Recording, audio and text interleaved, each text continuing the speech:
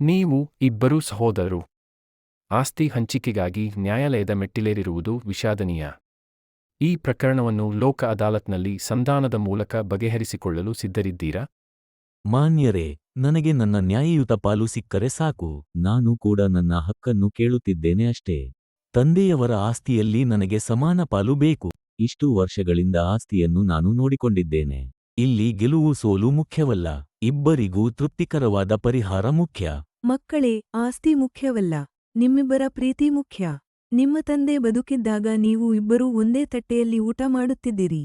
ಇಂದು ಆಸ್ತಿಗಾಗಿ ದೂರವಾಗಿರುವುದನ್ನು ನೋಡಿದರೆ ಅವರಿಗೆ ಎಷ್ಟು ನೋವಾಗುತ್ತಿತ್ತು. ಅಮ್ಮ, ನಾವೆಲ್ಲೋ ತಪ್ಪು ದಾರಿಯಲ್ಲಿ ನಡೆದಿದ್ದೇವೆ.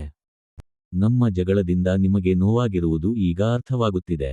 ನನಗೆ ಆಸ್ತಿ ಬೇಡ, ನನ್ನ ಮಕ್ಕಳು ಒಂದಾಗಿರುವುದನ್ನು ನೋಡಬೇಕು. ಹಾಗಾದರೆ ಆಸ್ತಿಯನ್ನು ಪರಸ್ಪರ ಒಪ್ಪಿಗೆಯಿಂದ ಹಂಚಿಕೊಳ್ಳಲು ಸಿದ್ಧರಿದ್ದೀರಾ? ಹೌದು, ನಾನು ಒಪ್ಪುತ್ತೇನೆ. ನಾನು ಒಪ್ಪುತ್ತೇನೆ. ಇಬ್ಬರೂ ಪಕ್ಷಗಳು ಸ್ವಇಚ್ಛೆಯಿಂದ ರಾಜಿ ಮಾಡಿಕೊಂಡಿರುವುದರಿಂದ ರಾಜಿ ಷರತ್ತುಗಳನ್ನು ಲೋಕ ಅದಾಲತ್ ಅವಾರ್ಡ್ ಆಗಿ ದಾಖಲಿಸಲಾಗುತ್ತದೆ.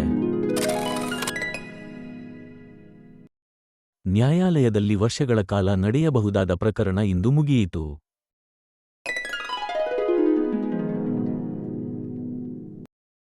ನಮಗೆ ತೃಪ್ತಿಕರವಾದ ಪರಿಹಾರ ಸಿಕ್ಕಿದೆ. ಲೋಕ ಅದಾಲತ್ ನ್ಯಾಯ ಮಾತ್ರವಲ್ಲ, ಸಂಬಂಧಗಳನ್ನು ಉಳಿಸುತ್ತದೆ. ಲೋಕ ಅದಾಲತ್ ತ್ವರಿತ ನ್ಯಾಯ, ಉಚಿತ ನ್ಯಾಯ, ಸ್ನೇಹಪರ ನ್ಯಾಯ, ಸಮಯ ಉಳಿಸಿ, ಹಣ ಉಳಿಸಿ, ಸಂಬಂಧ ಉಳಿಸಿ.